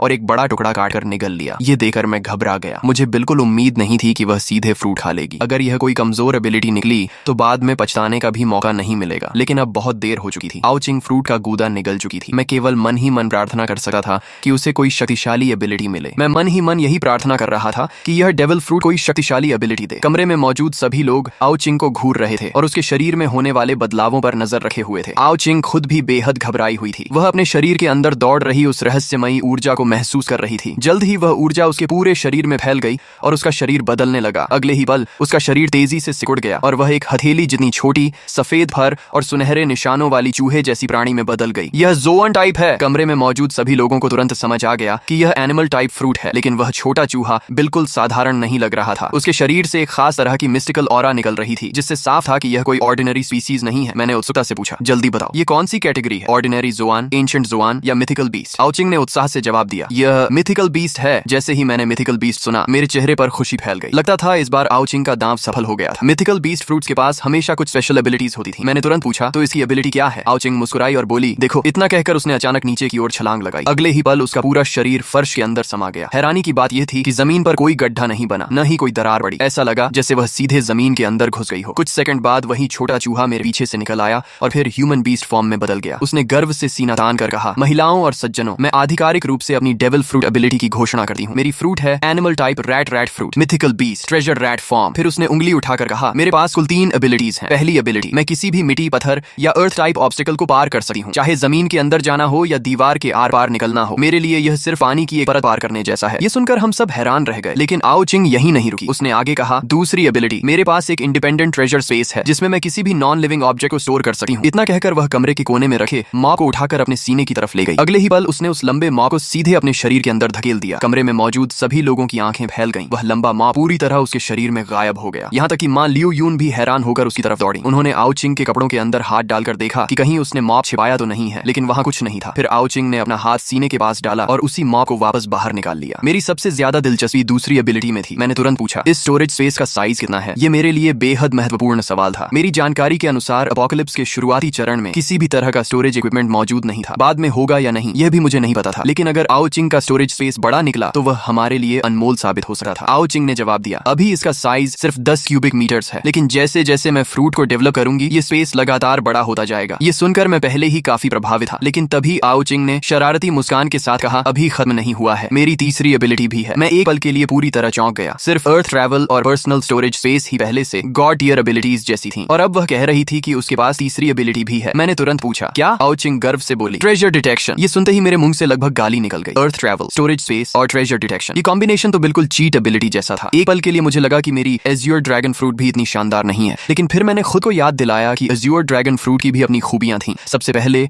वह विंड, फायर और लाइटनिंग तीनों नेचुरल एलिमेंट्स को कंट्रोल कर सकती थी। दूसरा, वह क्लाउड राइडिंग की मदद से उड़ने की एबिलिटी देती थी। और तीसरा, वह अन्य अधिकांश ज़ोआन फ्रूट्स की तुलना में कहीं ज्यादा स्ट्रेंथ, डिफेंस, स्पीड और रिकवरी प्रदान करती थी। तुलना करने पर साफ था कि एज्योर ड्रैगन कॉम्बैट के लिए बनी थी, जबकि ट्रेजर रैट कॉम्बैट के बाहर सपोर्ट और एक्सप्लोरेशन के लिए बनी थी। लेकिन तभी आओ चिंग का चेहरा थोड़ा उदास हो गया। उसने कहा, इस फ्रूट की एक कमजोरी भी है। दूसरे ज़ोआन यूजर्स की तरह बीस्ट फॉर्म में जाने पर मुझे कोई स्ट्रेंथ या डिफेंस बूस्ट नहीं मिलता, बल्कि बीस्ट फॉर्म में मेरी कॉम्बैट पावर लगभग 0 हो जाती है। फिर उसने ह्यूमन बीस्ट फॉर्म दिखाते हुए कहा, और ह्यूमन बीस्ट फॉर्म में भी मुझे लगभग कोई फिजिकल एनहांसमेंट नहीं मिलती। मेरी स्ट्रेंथ और डिफेंस एक सामान्य इंसान जैसी ही रहती है। इतना कहने के बाद वह फिर मुस्कुराई, लेकिन मेरी स्पीड बहुत ज्यादा है। मुझे लगता है कि मेरी स्पीड बोनस बाकी मिथिकल ज़ोआन यूजर्स से कम 2 गुनी है। उसके चेहरे पर गर्व साफ दिखाई दे रहा था। सच कहूं तो यह कॉम्बैट ओरिएंटेड डेविल फ्रूट नहीं थी, लेकिन इसकी यूटिलिटी शायद एज्योर ड्रैगन फ्रूट से भी ज्यादा मूल्यवान थी। आखिर ट्रेजर डिटेक्शन का मतलब क्या था? अपोकलिप्स के इस दौर में दुनिया का सबसे बड़ा ट्रेजर क्या था? जवाब लगभग तय था, डेविल फ्रूट्स। हालांकि सिर्फ डेविल फ्रूट्स ही नहीं, भविष्य में अलग अलग सीक्रेट रेल्म्स और मिस्टिकल डंजन्स भी खुलने वाले थे। और आओ चिंग की यह एबिलिटी हमें उन सभी जगहों पर छिपे हुए ट्रेजर्स, रिसोर्सेज और अपॉर्चुनिटीज ढूंढने में बेहद बड़ी बढ़त देने वाली थी। यह सोचकर मेरे मन में एक ही विचार आया, शायद हमारी पूरी फैमिली की किस्मत अभी अभी बदल गई थी। भविष्य में खुलने वाले सीक्रेट रेल्म्स और मिस्टिकल डंजन्स में भी हमें इस एबिलिटी की वजह से बहुत बड़ा फायदा मिलने वाला था। मैंने कुछ देर सोचने के बाद थंडर फ्रूट आओ चिंग को देते हुए कहा, इसे अपने ट्रेजर स्पेस में रखो। फिलहाल पूरी दुनिया में इससे ज्यादा सुरक्षित जगह कोई नहीं है। थंडर फ्रूट की असली कीमत समझने के बाद मैंने उसे एओ चिंग के स्टोरेज स्पेस में रखवा दिया। इसके बाद मैंने अपने पॉइंट्स में से सभी को 30 पॉइंट्स दिए, ताकि वे 3 कलर हॉकी की ट्रेनिंग मेथड एक्सचेंज कर सकें। आखिर बिना डेविल फ्रूट के भी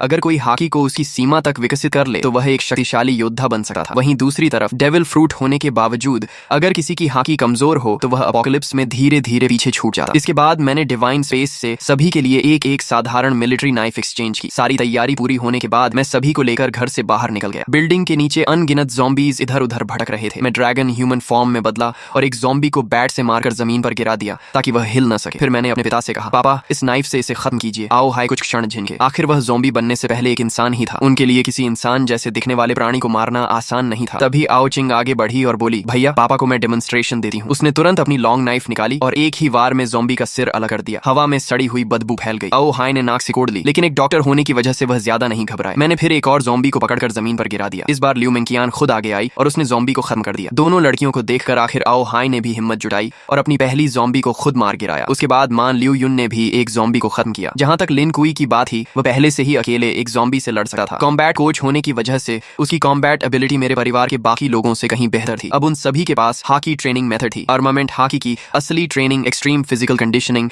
और लगातार कॉम्बैट के जरिए होती थी। मैंने सबकी तरफ देखते हुए कहा, पापा आप लोग फिलहाल घर के आसपास ट्रेनिंग कीजिए, मैं दूर जाकर ज़ॉम्बीज साफ करूंगा। अपोकलिप्स में ताकतवर बनने का सबसे बड़ा तरीका था लगातार लड़ाई के जरिए शरीर को मजबूत करना। ज़ॉम्बीज से लड़ने पर सिर्फ फिजिकल ग्रोथ ही नहीं होती थी, बल्कि पॉइंट्स भी मिलते थे और पॉइंट्स अब इस दुनिया की नई करेंसी थी। उनसे डिवाइन स्पेस में सामान खरीदा जा सकता था और दूसरे सर्वाइवर्स के साथ ट्रेडिंग भी की जा सकती थी। पुरानी मनी सिस्टम अब पूरी तरह बेकार हो चुकी थी। जैसे ही मैंने जाने की तैयारी की, आओ चिंग दौड़ कर आई और मेरे हाथ से लिपट गई। भैया मैं भी आपके साथ चलूंगी। मैंने सिर हिलाकर कहा, नहीं, मैं आसपास के ज़ॉम्बीज साफ कर दूंगा। तुम लोग थक जाओ तो घर वापस आ सकते हो, लेकिन मेरे साथ दूर जाना बहुत खतरनाक है और वैसे भी तुम्हारी डेविल फ्रूट कॉम्बैट में ज्यादा मजबूत नहीं है। आओ चिंग ने तुरंत जवाब दिया, लेकिन मुझे साउथ वेस्ट डायरेक्शन में ट्रेजर महसूस हो रहा है। मैं आपको ट्रेजर हंट में मदद कर सकती हूँ। उसकी बात सुनते ही मैं ठिठक गया। ट्रेजर? इस समय दुनिया में सबसे मूल्यवान ट्रेजर क्या हो सकता था? लगभग निश्चित रूप से डेविल फ्रूट। मैं कुछ सेकंड सोचता रहा और फिर बोला, ठीक है, लेकिन मेरे पास से एक कदम भी दूर मत जाना। इसके बाद मैंने लिन कुई को कुछ निर्देश दिए और आओ चिंग को साथ लेकर साउथ वेस्ट डायरेक्शन में चल पड़ा। हम दोनों ह्यूमन बीस्ट फॉर्म में थे। ट्रेजर रैट फॉर्म की स्पीड देखकर मैं सचमुच हैरान रह गया। उसकी स्पीड इतनी ज्यादा थी कि ज़ॉम्बीज उसके कपड़ों तक को छू नहीं पा रहे थे। ऊपर से उसकी अर्थ ट्रैवल एबिलिटी तो और भी ज्यादा अजीब थी। हालांकि उसकी अटैक पावर ज्यादा नहीं थी, लेकिन वह हिट एंड रन स्ट्रेटेजी से ज़ॉम्बीज को आराम से खत्म कर सकती थी। जब मैंने एक ज़ॉम्बी का सिर बैट से कुचल दिया, तभी आओ चिंग ने भी अपनी नाइफ से एक ज़ॉम्बी का सिर अलग कर दिया। लेकिन लगातार एबिलिटी इस्तेमाल करने की वजह से वह तेजी से थकने लगी थी। फिर भी वह हाँफते हुए मेरी तरफ गर्व से देखने लगी, जैसे कह रही हो, जल्दी मेरी तारीफ करो। उसकी उम्मीद भरी आंखें देकर मैं मुस्कुरा पड़ा और कहा, मेरी छोटी बहन तो बहुत कमाल की है। मेरी तारीफ सुनते ही उसकी आंखें खुशी से आधी बंद हो गईं। उसके चेहरे पर दो प्यारे डिंपल्स उभर आए। लेकिन कॉम्बैट के बीच इतना रिलैक्स होना खतरनाक था। अचानक पीछे से एक ज़ॉम्बी उस पर झपटा। आओ चिंग तुरंत जमीन के अंदर घुसकर बचना चाहती थी, लेकिन उसकी स्टैमिना बहुत ज्यादा खर्च हो चुकी थी। वह अपनी एबिलिटी एक्टिवेट ही नहीं कर पाई। ज़ॉम्बी तेजी से उसके करीब पहुंच रहा था। ठीक आखिरी क्षण में मैंने बैट घुमाकर ज़ॉम्बी को दूर उड़ा दिया। आओ चिंग जोर जोर से सांस लेने लगी। आखिर उसने मेरी तरह पिछले एक महीने तक पागलों की तरह ट्रेनिंग नहीं की थी, न ही उसके पास हाकी जीनियस जैसी टैलेंट थी। मेरी दी हुई पॉइंट्स की मदद से उसने सिर्फ हाकी ट्रेनिंग मेथड हासिल की थी, लेकिन अभी तक हाकी जागृत नहीं हुई थी। ट्रेजर रैट फॉर्म भी फिजिकल स्ट्रेंथ में कोई खास बूस्ट नहीं देती थी, इसलिए वह अब तक लड़ पा रही थी। यही उसकी मेहनत और सामान्य फिटनेस का नतीजा था। कुछ देर बाद आओ चिंग ने अचानक साउथ वेस्ट की ओर इशारा किया। उधर ट्रेजर उसी दिशा में है, मैं आपको रास्ता दिखाती हूँ। इतना कहकर उसने अपनी लॉन्ग नाइफ ट्रेजर स्पेस में रखी और बीस्ट फॉर्म में बदलकर मेरे कंधे पर कूद गई। हथेली जितनी छोटी सफेद चूहियां मेरे ड्रैगन स्केल्स वाले गाल से अपना सिर रगड़ने लगी। मैंने तुरंत एज्योर ड्रैगन ट्रांसफॉर्मेशन एक्टिवेट कर दी। अगले ही पल एक गगन भेदी ड्रैगन रोर पूरे शहर में गूंज उठा। वह गर्जना इतनी शक्तिशाली थी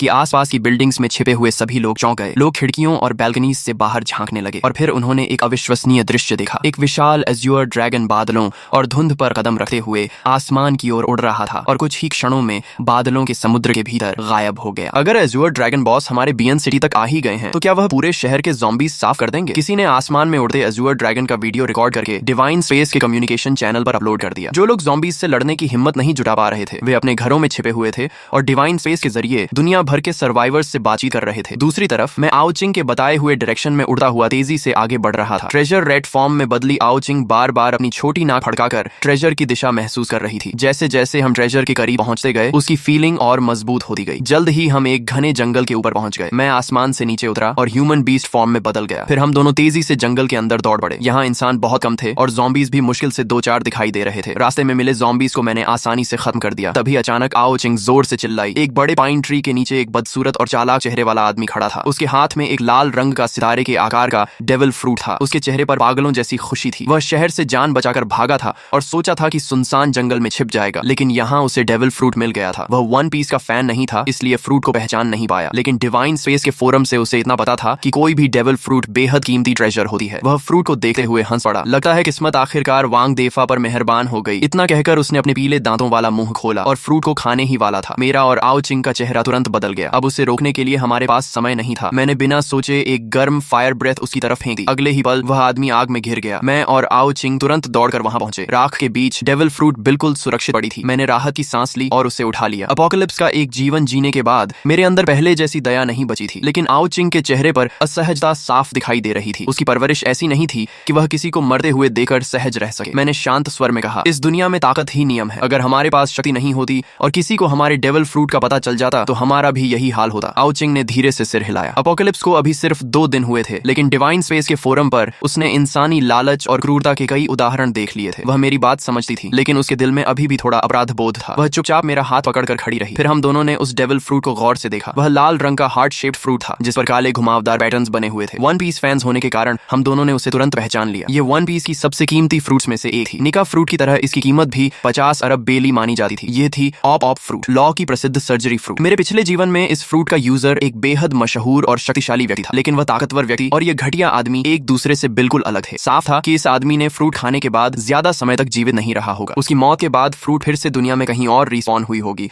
और बाद में किसी असली शक्तिशाली व्यक्ति के हाथ लगी होगी। अपोकलिप्स की डेविल फ्रूट्स भी मैंगा की तरह काम करती थी। किसी एबिलिटी यूजर की मौत के बाद उसकी फ्रूट दुनिया में कहीं भी रैंडम लोकेशन पर फिर से पैदा हो जाती थी। इसी वजह से बाद में कई ताकतवर लोग कमजोर एबिलिटी यूजर्स का शिकार करने लगे थे, ताकि उनकी फ्रूट्स दोबारा स्पॉन होकर उन्हें मिल जाएं। लेकिन सफलता की संभावना बेहद कम थी, क्योंकि कोई भी रीस्पॉन लोकेशन प्रिडिक्ट नहीं कर सकता था। आओ चिंग ने फ्रूट को देखते हुए कहा, भैया ये फ्रूट पापा को देनी चाहिए, उन्हें इसकी एबिलिटी बहुत पसंद आएगी। सचमुच एक सर्जन के लिए सर्जरी फ्रूट से बेहतर डेविल फ्रूट शायद ही कोई हो सकती थी। ट्रेजर मिल चुका था, इसलिए मैं फिर से एज्योर ड्रैगन बन गया। आओ चिंग मेरी पीठ पर बैठ गई और हम तेजी से घर लौटने लगे। घर पहुंचने तक माता पिता थकर आराम करने वापस आ चुके थे। ल्यू मेंगचियन उनकी सेवा में लगी हुई थी और दोनों की खूब देखभाल कर रही थी। वहीं लिन कुई अभी भी नीचे ज़ॉम्बीज से लड़ रहा था। वह समझता था कि सिर्फ मेरा फॉलोअर बन जाना काफी नहीं है। अगर भविष्य में सम्मान और जगह चाहिए तो उसे अपनी ताकत खुद बढ़ानी होगी। बिल्डिंग के नीचे अब काफी लोग ज़ॉम्बीज मारने की कोशिश कर रहे थे। डिवाइन स्पेस की रिवॉर्ड्स इतनी आकर्षक थीं कि हर कोई पॉइंट्स कमाना चाहता था, लेकिन सबसे सस्ती हाकी ट्रेनिंग मेथड खरीदने के लिए भी दर्जनों पॉइंट्स चाहिए थे, यानी उन्हें कई ज़ॉम्बीज मारनी पड़ती। लोग kitchen knives, shovels, wooden sticks और घर में मिलने वाले हर हथियार से ज़ॉम्बीज से लड़ रहे थे, लेकिन ज़ॉम्बीज की स्ट्रेंथ, स्पीड और डिफेंस उनसे कहीं ज्यादा थी। बार बार लोग घायल हो रहे थे या इन्फेक्शन का शिकार होकर खुद ज़ॉम्बी बन जा रहे थे। लिन कुई ने मुझे लौटते ही सारी सिचुएशन की रिपोर्ट दी। मैंने संतुष्ट होकर कहा, अच्छा काम किया, थक गए हो तो आराम कर लो। मुझे उसका मेहनती रवैया पसंद आया। अपोकलिप्स में जिंदा रहने के लिए यही जिद और मेहनत जरूरी थी। पॉइंट्स की मदद से हाकी ट्रेनिंग मेथड मिलने के बाद भी उसकी हाकी अभी जागृत नहीं हुई थी, लेकिन वह महसूस कर सकता था कि हर लड़ाई के साथ उसका शरीर थोड़ा और मजबूत हो रहा है। कॉम्बैट कोच होने के कारण उसका शरीर पहले ही लगभग पी कंडीशन पर था। लंबे समय बाद उसे फिर से ताकत बढ़ने का एहसास हो रहा था, इसलिए वह इस अवसर को बहुत महत्व दे रहा था। उसने सिर हिलाकर कहा, नहीं बॉस, मैं लड़ाई जारी रखूंगा। मैंने सिर्फ इतना कहा, ठीक है, लेकिन अपनी लिमिट मत भूलना। इसके बाद मैं आओ चिंग को लेकर ऊपर चला गया। घर में घुसे ही देखा कि ल्यू मेंगचियन मां ल्यू युन के पैरों की मालिश कर रही थी। दिन भर की लड़ाई के बाद उनके शरीर में दर्द होना स्वाभाविक था। जैसे ही उसने मुझे देखा, वह तुरंत खड़ी हो गई और आदर से बोली, मास्टर। मुझे फिर से लगा कि यह लड़की सचमुच समझदार है। लिन कुई और ल्यू मेंगचियन दोनों में भविष्य की संभावना थी। तभी आओ चिंग दौड़कर पिता के पास पहुंची और गर्व से अपनी छाती से ऑप फ्रूट निकालकर उनके सामने रखी। पापा, ये सर्जरी फ्रूट है, आप डॉक्टर हैं, आपको जरूर पसंद आएगी। फ्रूट देखते ही ल्यू मेंगचियन का दिल एक पल के लिए कांप उठा, लेकिन उसने तुरंत खुद को संभाल लिया और चुपचाप माँ की सेवा करती रही। वहीं आओ हाय ज्यादा उत्साहित नहीं दिखे। उन्होंने कभी वन पीस नहीं देखा था। फ्रूट को हाथ में लेकर बोले, तो इसे खाने के बाद मैं सर्जरी कर पाऊंगा? आओ चिंग ने जल्दी जल्दी समझाना शुरू किया, आप एक खास स्पेस बना सकते हैं जिसके अंदर आप किसी भी चीज को काट सकते हैं। लेकिन पिता को पूरी तरह समझ नहीं आया। तब उसने उन्हें डिवाइन स्पेस में ऑप फ्रूट के वीडियोस दिखाए। एक एक एबिलिटी देखने के बाद एओ हाई की आंखें फैल गईं। डेविल फ्रूट की शक्ति सचमुच अद्भुत थी। फिर भी उन्होंने कहा, मैं बूढ़ा हो गया हूँ, ये फ्रूट तुम दोनों भाई बहन रख लो। मैंने तुरंत जवाब दिया, अगर आप और माँ मजबूत होंगे तो मुझे आपकी चिंता नहीं रहेगी। मैं अपने काम पर ध्यान दे सकूंगा। मेरी बात सुनकर आखिरकार वह मान गए। माता पिता कभी अपने बच्चों पर बोझ नहीं बनना चाहते। उन्होंने फ्रूट का एक बड़ा बाइट लिया। अगले ही पल उनका चेहरा सिकुड़ गया। आओ चिंग तुरंत चिल्लाई, मत चबाइए, डेविल फ्रूट्स बहुत गंदी होती हैं, बस निगल जाइए। आओ हाई ने जल्दी से फ्रूट निगल लिया और अपनी नई शक्ति महसूस करने लगे। कुछ ही सेकंड बाद उन्होंने हाथ उठाया और एक पारदर्शी रूम बना दिया। फिर सामने रखे मॉब को देखा और विचार किया। अगले ही पल उनकी पोजीशन मॉब के साथ बदल गई। मैं और आओ चिंग खुशी से उछल पड़े। फिर उन्होंने ज़ॉम्बी मारने वाली मिलिट्री नाइफ उठाई और सामने की टेबल पर वार किया। टेबल ऐसे दो टुकड़ों में बंट गई जैसे कागज हो। आओ चिंग उत्साह में बोली, पापा मुझे भी काट कर देखिए। आओ हाई पूरी तरह अवाक रह गए। तुम्हें काटूं? चाहे उन्हें फ्रूट की शक्ति समझ आ चुकी थी, लेकिन अपनी बेटी को काटने का विचार फिर भी अजीब था। अभी मेरा कंट्रोल पूरा नहीं है, कहीं सच में चोट लग गई तो। लेकिन आओ चिंग जिद पर अड़ी रही। आखिर मैंने बात बदल दी। हमें और डेविल फ्रूट्स ढूंढनी चाहिए। अगर ज्यादा फ्रूट्स मिल गई तो हम पूरे बियन सिटी पर राज कर सकते हैं। आओ चिंग की बात ने मुझे भी सोचने पर मजबूर कर दिया। उसकी ट्रेजर डिटेक्शन एबिलिटी सिर्फ एक शहर में इस्तेमाल करने के लिए बहुत कीमती थी। अभी दुनिया में अनगिनत डेविल फ्रूट्स बिना मालिक के पड़ी थी या किसी मरे हुए एबिलिटी यूजर के बाद फिर से स्पॉन हुई थी। अगर हम इस मौके का फायदा उठाएं तो परिवार को और मजबूत बना सकते हैं और साथ ही भविष्य के लिए बेहद कीमती रिसोर्सेज भी इकट्ठा कर सकते हैं। जब दुनिया अपोकलिप्स के साथ अडेप्ट हो जाएगी तब बड़ी बड़ी फैक्शंस उभरेंगी। उस समय ये डेविल फ्रूट्स ट्रेडिंग अलायंसेस और पावरफुल फॉलोअर्स जुटाने के लिए अनमोल साबित होंगी। लेकिन मुझे अभी भी परिवार की सुरक्षा की चिंता थी। तभी एओ हाई ने कहा, चिंता मत करो, अब मेरे पास भी डेविल फ्रूट है। यहाँ ल्यू मेंगचियन और लिन कुई भी हैं, हम संभाल लेंगे। माँ ने भी मुस्कुराकर हामी भरी। ल्यू मेंगचियन तुरंत बोली, मास्टर आप निश्चिंत रहें, हम अंकल आंटी का पूरा पूरा ध्यान रखेंगे। उनकी बात सुनकर मुझे सचमुच खुशी हुई। मैंने तुरंत लिन कुई और लियू मिंगचियान दोनों को 400 पॉइंट्स ट्रांसफर कर दिए ताकि वे तेजी से मजबूत हो सके। इसके बाद मैंने डिवाइन स्पेस में 10 पॉइंट्स खर्च करके एक प्राइवेट ग्रुप बनाया और उसमें परिवार के सभी लोगों को जोड़ दिया। अब मैं कहीं भी रहूं उनसे तुरंत संपर्क कर सकता था। सारी तैयारी पूरी होने के बाद मैं और आओचिंग घर से निकले, ट्रक में बैठे और शहर के बाहर की ओर चल पड़े। मैंने पूछा, अब कहाँ? आओचिंग मुस्कुराई, डायरेक्शन मुझ पर छोड़ दो, मैं ट्रेजर रैट हूँ। ट्रेजर न भी मिले मेरी इंस्टिंक्ट बेकार नहीं जाती। पश्चिम वाले प्रोविंशियल कैपिटल चलते हैं, वहाँ पॉपुलेशन ज्यादा है, सिटी बड़ी है और डेविल फ्रूट्स मिलने की संभावना भी सबसे ज्यादा है। प्रोविंस कैपिटल की ओर बढ़ने का फैसला करने के बाद मैंने आओचिंग की इंस्टिंक्ट पर भरोसा किया और ट्रक को पश्चिम दिशा में मोड़ दिया। रास्ते में हम समय समय पर गाड़ी रोकते, ज़ॉम्बीज से लड़ते, स्टैमिना खत्म होने पर वापस ट्रक में आकर आराम करते और फिर आगे बढ़ जाते। इस तरह लड़ाई और यात्रा साथ साथ चल रही थी। लेकिन धीरे धीरे मुझे महसूस हुआ कि यह बड़ा ट्रक ज्यादा प्रैक्टिकल नहीं था। एओ हाउ को भी लगने लगा कि हमें किसी मजबूत ऑफ रोड व्हीकल की जरूरत है। प्रोविंस कैपिटल में प्रवेश करते ही हमें फर्क साफ दिखाई देने लगा। यहाँ ज़ॉम्बीज की संख्या बियन सिटी से कई गुना ज्यादा थी। जगह जगह मिलिट्री फोर्सेस तैनात थीं और संगठित तरीके से ज़ॉम्बीज का सफाया कर रही थीं। गोलियों और तोपों की आवाज लगातार गूंज रही थी। बड़ी संख्या में ज़ॉम्बीज को गिराया जा रहा था, लेकिन समस्या यह थी कि जब तक उनके दिमाग का कोर पूरी तरह नष्ट न हो वे फिर भी हिलते डुलते रहते थे। इसी दौरान हमारी बड़ी ट्रक को मिलिट्री चेक पॉइंट पर रोक लिया गया। एक सैनिक आगे बढ़ा और बोला, आगे मिलिट्री ऑपरेशन चल रहा है, उस दिशा में जाना मना है, उधर रेफ्यूजी शेल्टर बनाया गया है, हमारे सैनिक वहां तैनात हैं, वहां फूड और वाटर भी नियमित रूप से दिया जा रहा है, आप लोग वहीं चले जाइए। मैंने विनम्रता से धन्यवाद कहा। मैं जानता था कि देश इस डिजास्टर को रोकने की पूरी कोशिश कर रहा है, लेकिन मैं यह भी जानता था कि यह एपोकलिप्स सिर्फ इंसानी सिविलाइजेशन की ताकत से नहीं रुकने वाला। इसलिए मैंने शेल्टर की तरफ जाने के बजाय ट्रक घुमाई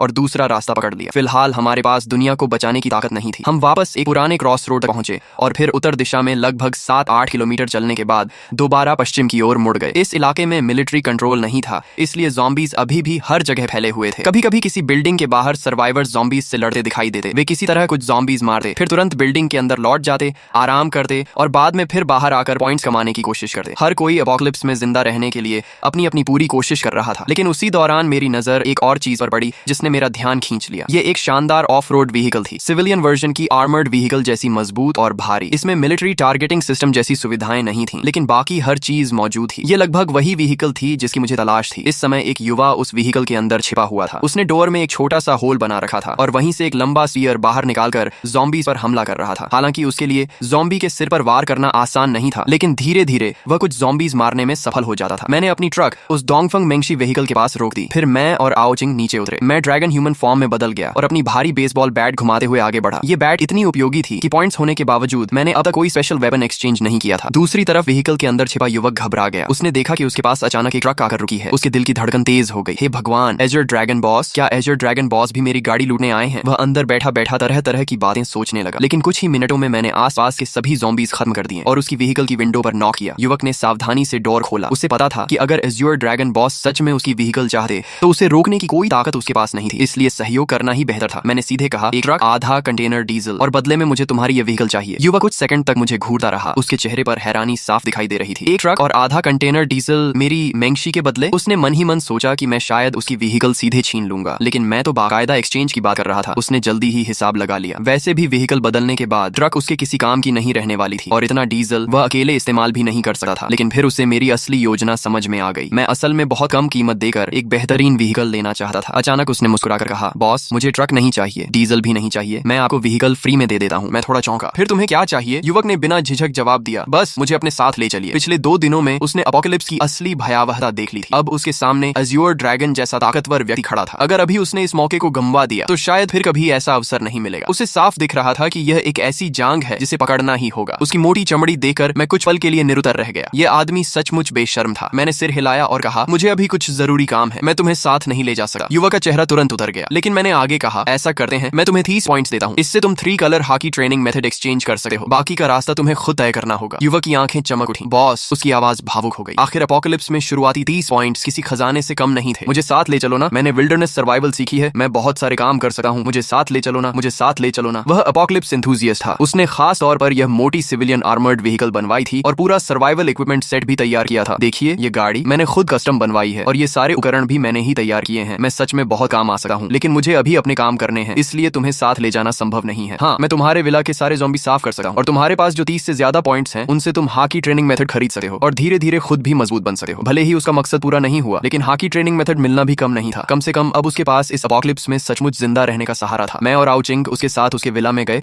और उसके ज़ॉम्बी बन चुके परिवार वालों और पालतू कुत्ते को खत्म कर दिया। अच्छी तरह ट्रेनिंग करना, एक दिन तुम भी एपोकलिप्स पावर हाउस बन सकते हो। बॉस, मेरा नाम लिन तियान है, क्या आप अपना नाम बता सकते हैं? अगर मैं आपको ढूंढना चाहूँ तो कहाँ आऊँ? उसकी जिद देकर मैंने सोचा बताने में कोई नुकसान नहीं। अगर इस आदमी में सचमुच टैलेंट हुआ तो भविष्य में इसे अपने साथ लिया जा सकता है। मेरा नाम आओ हाव है, मेरा घर बयान शहर में है। अगर तुम पैदल चलकर बयान शहर पहुंच गए तो मैं तुम्हें अपने साथ रखने पर विचार करूंगा। आओ हाव, सिर्फ पैदल बयान शहर पहुंचना है ना? मैं जरूर पहुंचूंगा। असल में सिर्फ जॉम्बी मारने से कोई फायदा नहीं होता, चाहे उनका सिर काट दो, लेकिन मरे हुए जॉम्बी बाद में दूसरे जॉम्बी खा जाते हैं और उनसे एवोल्यूशन शुरू हो जाती है। अगर जॉम्बियों को पूरी तरह खत्म करना है तो उनकी लाशों को आग लगाकर पूरी तरह जला देना होगा। लेकिन जब जॉम्बी की लाशें जलती हैं तो उनके शरीर में जमा वायरस हवा में फैल जाता है, जिससे हवा में वायरस की मात्रा और बढ़ जाती है और कमजोर लोगों के संक्रमित होने की संभावना भी बढ़ जाती है। इतना ही नहीं, ऊंचे तापमान पर वायरस और भी ज्यादा ताकतवर हो जाता है। यह सचमुच एक दुविधा है। इसका एकमात्र समाधान हाकी कल्टीवेशन है। हाकी असल में शरीर को चरम सीमा तक मजबूत करने की प्रक्रिया है। जब शरीर पर्याप्त मजबूत हो जाए तब इंसान जॉम्बी, वायरस और जॉम्बियों दोनों से नहीं डरता। बाकी सारे तरीके सिर्फ अस्थायी समाधान है। काश तुम्हारा ट्रेजर स्पेस थोड़ा और बड़ा होता तो हम सारा डीजल अपने साथ ले जा सकते थे। अभी ईंधन सीमित है, इसलिए हमारी खोज का दायरा भी सीमित है। तुम्हें लगता है मैं नहीं चाहती? डेविल फ्रूट एबिलिटी डेवलपमेंट इतना आसान नहीं होता। और हाँ, ये जंक फूड कम खाया करो। थक जाओ तो डिवाइन स्पेस शॉप से एक वाटर मीट खरीद लेना, उससे ताकत जल्दी वापस आती है। यह सुनकर मैं तुरंत उत्साहित हो गया। जैसे ही सुना कि आगे कोई खजाना है, मैंने रास्ते में जॉम्बी मारना लगभग बंद कर दिया और पूरी स्पीड से आओ शिंग द्वारा बताए गए दिशा में बढ़ने लगा। लेकिन जब हम आखिरकार वहां पहुंचे तो पता चला कि मामला आसान नहीं है। वहां एक फैक्ट्री थी जिसके चारों तरफ लोहे की जाली लगी हुई थी। बाहर बहुत सारी मशीनें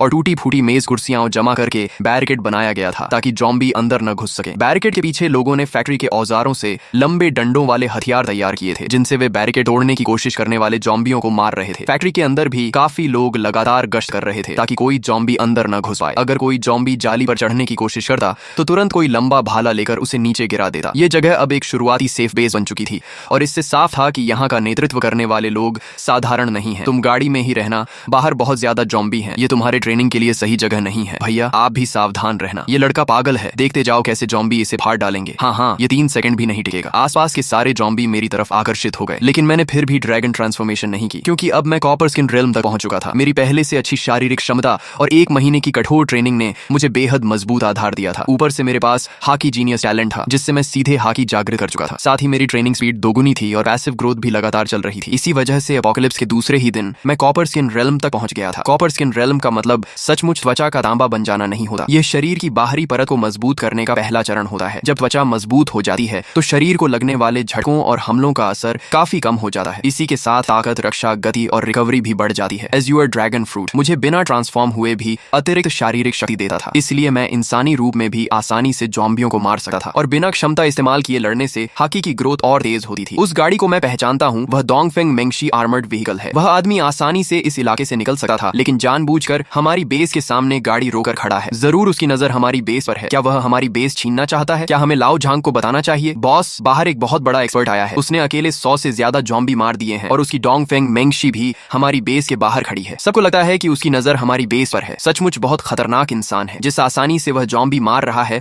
उसे देखकर बहुत दबाव महसूस हो रहा है। अगर उसका इरादा खराब हुआ तो क्या हम उससे लड़ भी पाएंगे? पूरे 1 घंटे बाद फैक्ट्री के उत्तरी गेट के बाहर के सारे जॉम्बी खत्म हो गए। मैंने अपने दर्द करते हाथ को झटका और सीधे फैक्ट्री के गेट तक पहुंच गया। मुझे अंदर जाकर एक चीज लेनी है। क्या लेने आए हो? जाहिर है मैं ये नहीं बता सकता था कि मैं डेविल फ्रूट लेने आया हूँ। ऐसा लग रहा था कि वह डेविल फ्रूट किसी बहुत छिपी हुई जगह पर है, वरना यहाँ के लोग उसे कब का खोज कर खा चुके होते। जैसे ही मैंने यह कहा, सामने खड़े लोग, दरवाजा खोलो। कब्जा किए हुए सैनिकों की कोई कहावत होती है ना, कुछ तो था, नकली चाल से दुश्मन को बहलाना। मैं भले ही एक साधारण मजदूर हूँ, लेकिन फौजी किताबें पढ़ता रहता हूँ। तुम हमें बेवकूफ नहीं बना सके। हमारे पास खुद खाने को कम है, तुम कहीं और जाओ। हाँ, हमें बेवकूफ मत बनाओ। अगर मैं जबरदस्ती अंदर जाना चाहूँ तो मैं कोई अच्छा इंसान नहीं हूँ, लेकिन आम तौर पर बिना वजह लोगों पर हमला भी नहीं करता। उम्मीद है तुम लोग समझदारी दिखाओगे। धत्त तेरे की, हम इतने लोग हैं, हम तुमसे क्यों डरे? हिम्मत है तो अंदर आकर दिखा, देखते हैं कौन किससे डरता है। मैं भी देखना चाहता हूँ कि तुम क्या कर लोगे। तभी एक अदृश्य दबाव चारों ओर फैल गया। मजदूरों को ऐसा लगा जैसे किसी राजा की भयंकर किंग ऑरा उनके सामने उतर आई हो। उनके दिलों में डर भर गया। कुछ लोग तो वहीं घुटनों के बल गिर पड़े। सबसे डरपोक लोग तो सीधे बेहोश हो गए। केवल लाओ झांग और कुछ लोग जिन्होंने हाकी ट्रेनिंग शुरू कर दी थी मेरी तरफ देख पा रहे थे। यह तो निश्चित रूप से कॉन्करर्स हाकी है। बॉस, इसे अंदर आने दीजिए। इसके सामने झुकना शर्म की बात नहीं है। हाँ, ताकतवर ही राजा होता है, इसमें शर्म कैसी? मैंने कॉन्करर्स हाकी छोड़ने के बाद बातचीत जारी रखने का इरादा छोड़ दिया था। समय बर्बाद करने का कोई मतलब नहीं था। मेरी बेसबॉल बैट पर काली चमक लिपट गई। मैंने पूरी ताकत से वार किया और मजदूरों द्वारा बड़ी मेहनत से बनाई गई बाधा एक ही झटके में टूट गई। लाओ झांग ने अपना हथियार कसकर पकड़ा, लेकिन आखिरकार हमला करने की हिम्मत नहीं जुटा पाया। शायद वह सोच रहा था कि जॉम्बी का सिर ज्यादा मजबूत है या उसका अपना। आओ चिंग, इधर आओ। मेरी आवाज सुनते ही आओ। चिंग ने चाबी निकाली, गाड़ी से कूदकर नीचे उतरी और उछलती कूदती मेरी तरफ दौड़ी। वह अपनी छोटी नाक से सूंघती हुई मुझे गोदाम गोदाम के पीछे ले जाने लगी। क्या बात है, हट जा यहाँ से छोटे बदमाश, क्या कहा तूने? मुझसे ऐसे बात करने की हिम्मत कैसे हुई? अभी तुझे दरवाजे पर लटका दूंगी और साथ में इतनी खूबसूरत लड़की भी लाया है। किस क्लब से उठाकर लाया है इसे? अभी इसे फैक्ट्री के लड़कों के साथ। श्याओ यान, इसे मार डालो, मैं इससे लड़ूंगा। भाइयों सब साथ आओ, हमारी औरत का अपमान हुआ है, इस दुष्ट को नहीं छोड़ना चाहिए। अगर कोई मुझे गाली देता तो शायद मैं नजरअंदाज कर देता, लेकिन अगर कोई मेरे परिवार को गाली दे तो मैं उसे खून की कीमत चुकवाता हूँ। आओ चिंग। कई बार इंसानों का दिल ज़ॉम्बियों और राक्षसों से भी ज्यादा डरावना होता है। अब तुम ज़ॉम्बी मार सकती हो, लेकिन क्या तुम इंसान को मार सकती हो? व्यवस्था खत्म हो चुकी है। अगर कोई तुम्हारा अपमान करे या तुम्हें सताए तो उसे खून से सबक सिखाना होगा। अगर इस एपोकलिप्स में जीना है तो बेकार की दया छोड़नी होगी। जो मुझे नहीं छेड़ेगा मैं उसे नहीं छेड़ूंगा, लेकिन जो मुझे छेड़ेगा वह चाहे कितनी भी दूर हो उसे खत्म कर दूंगा। वह डेविल फ्रूट यूजर है। आओ चिंग, एपोकलिप्स रूल याद रखो, जड़ से खत्म करो। अगर दुश्मनी पैदा हो गई है तो भविष्य का खतरा भी खत्म कर दो। भैया जिसने आपको गाली दी वह तो मर चुका है, बाकी लोग निर्दोष हैं, उन्हें छोड़ दो। आओ चिंग, यही तो एपोकलिप्स है। छोटी सी बहस भी जानलेवा संघर्ष में बदल सकती है, और हर संघर्ष का अंत किसी न किसी की मौत या चोट से ही होता है। पिछले जन्म में मुझे लगा था कि सिर्फ अपने दुश्मन को मार देना काफी है। मुझे लगता था मैं काफी निर्दयी हूँ, लेकिन आखिर में मेरी वही बेवजह की दया मेरी मौत का कारण बनी। इस जन्म में चाहे लोग मुझे शैतान ही क्यों न कहें, मैं फिर कभी नरमी नहीं दिखाऊंगा। हम उस जगह पहुंचे जिसे आओ चिंग महसूस कर रही थी। यह फैक्ट्री की कैंटीन का फूड स्टोरेज था। मैंने एक ही वार में दरवाजा तोड़ दिया और नीचे दबे हुए एक फलों की टोकरी में छिपा डेविल फ्रूट निकाल लिया। यह भी एक ऐसा फल था जिसे मैं पहचान नहीं पा रहा था, लेकिन जैसे ही मैं फैक्ट्री के गेट तक पहुंचा मैंने देखा कि मेरी गाड़ी गायब थी। हालांकि आओ चिंग चाबी निकाल चुकी थी, लेकिन दुनिया में ताले खोलने वाले उस्तादों की कमी नहीं थी। मैं तुरंत एज़्योर ड्रैगन बन गया और आओ चिंग को लेकर आसमान में उड़ गया। कुछ ही देर में मुझे अपनी गाड़ी दिखाई दे गई। मैं आसमान से नीचे झपटा और एक ही टक्कर में गाड़ी पलट दी। बॉस प्लीज मुझे मत मारिए, प्लीज वापस गाड़ी में बैठने के बाद आओ। चिंग पूरे रास्ते चुप रही। आज उसने पहली बार मुझे इतनी बेरहमी से लोगों को मारते देखा था। उसे लग रहा था जैसे मैं उसका वही पुराना भाई नहीं हूँ। आप बहुत डरावने हो। आओ चिंग, याद रखो अब एपोकलिप्स है। हमारे परिवार के अलावा किसी पर भी आसानी से भरोसा नहीं किया जा सकता। भैया क्या आप रीबर्थ होकर आए हो? क्या आप सच में दोबारा जन्म लेकर आए हो? मैं अंदर ही अंदर चौंक गया। क्या मैंने कहीं कोई गलती कर दी थी? इसे अचानक ऐसा क्यों लगा? आपने पागलों की तरह राशन जमा किया, माँ को छुट्टी लेकर इसे घर लाने के लिए मजबूर किया, और आपको सब कुछ पहले से पता था, और घर लौटने के बाद से आप बिल्कुल बदल गए हो। ऐसा लगता है जैसे आप कोई और इंसान हो। मेरे हिसाब से इसके सिर्फ दो कारण हो सकते हैं, या तो आप रीबर्थ होकर आए हो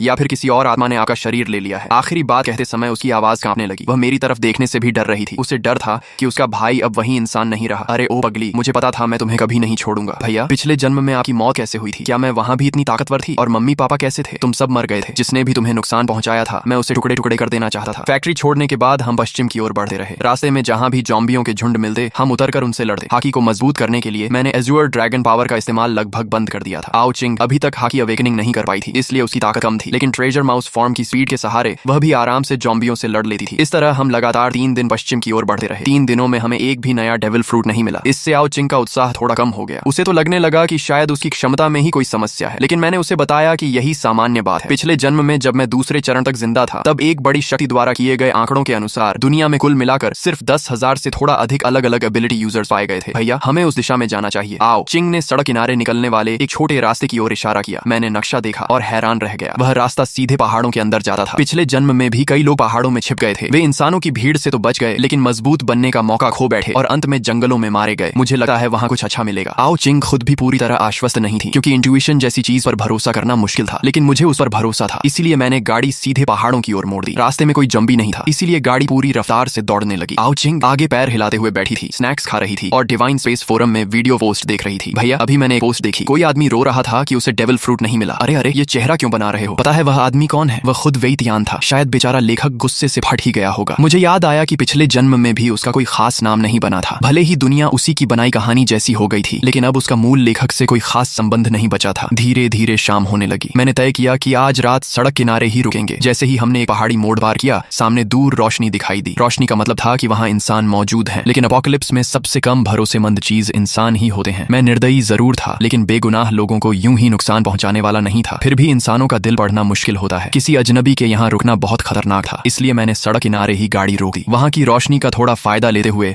हमने वहीं रात बिताने का फैसला किया। आओ चिंग ने गाड़ी के पीछे से कैंपिंग इक्विपमेंट निकाला और एक बड़ा टेंट लगाना शुरू कर दिया। हालांकि एपोकलिप्स बेहद खतरनाक था। मेरी सावधानी भरी देखभाल में आओ चिंग को कोई डर नहीं लगा, बल्कि उसे एक तरह का एक्साइटमेंट महसूस हुआ। भाई क्या हुआ? ये सी झोंग क्या है? यानी ये किस चीज का एंट्री पॉइंट है? भाई क्या आपने कभी ज़ॉम्बी की आवाज सुनी है? ज़ॉम्बी तो वैसे बोलते नहीं है, क्योंकि उनका शरीर सड़ चुका होता है और उनकी वोकल कॉर्ड्स भी खराब हो जाती हैं, इसलिए वे आवाज नहीं निकाल सकते। लेकिन जैसे जैसे ज़ॉम्बी इवॉल्व होते हैं उनका शरीर धीरे धीरे रिपेयर होने लगता है और उन्हें बेसिक ह्यूमन फंक्शंस वापस मिलने लगते हैं, जैसे आवाज निकालना। लेकिन इसके लिए कम से कम 1 स्टार ज़ॉम्बी होना जरूरी होता है। अभी जो ज़ॉम्बी हैं वे बिना लेवल के हैं, उनकी ताकत थोड़ी ज्यादा होती है और हड्डियां सख्त होती हैं, लेकिन उन्हें हराना मुश्किल नहीं होता। यहाँ तक कि आम इंसान भी उन्हें मार सकता है। लेकिन जब जब वे इंसानी मांस खाकर खुद को रिपेयर कर लेते हैं तो उनकी स्पीड और स्ट्रेंथ बढ़ जाती है और वे ह्यूमन लाइक कॉम्बैट भी इस्तेमाल करने लगते हैं। तब वे 1 स्टार ज़ॉम्बीज यानी मीट ईटर्स बन जाते हैं और उन्हें हराने के लिए कम से कम कॉपर स्किन रियल्म चाहिए होता है। यह जगह अब सुरक्षित नहीं है, तुम कार में वापस जाओ। अगर सिर्फ सामने वाले ज़ॉम्बी होते तो ठीक है, लेकिन अगर 2 स्टार ज़ॉम्बी आ गया तो हम खतरे में पड़ जाएंगे। मैं अभी सिर्फ कॉपर स्किन रियल्म में हूँ और ज़ॉम्बीज से लड़ने के लिए आयरन बोन रियल्म चाहिए, लेकिन अभी अपोकलिप्स को शुरू हुए सिर्फ 5-6 दिन ही हुए हैं, इसलिए ज़ॉम्बीज इतनी जल्दी इवॉल्व नहीं होने चाहिए। मैंने आउचिंग को गाड़ी में भेज दिया और ह्यूमन ड्रैगन फॉर्म में स्टील की छड़ लेकर आवाज की दिशा में बढ़ गया। पास जाकर देखा तो एक पुराना टूटा हुआ मंदिर था जो पहाड़ी इलाके में था और बहुत जर्जर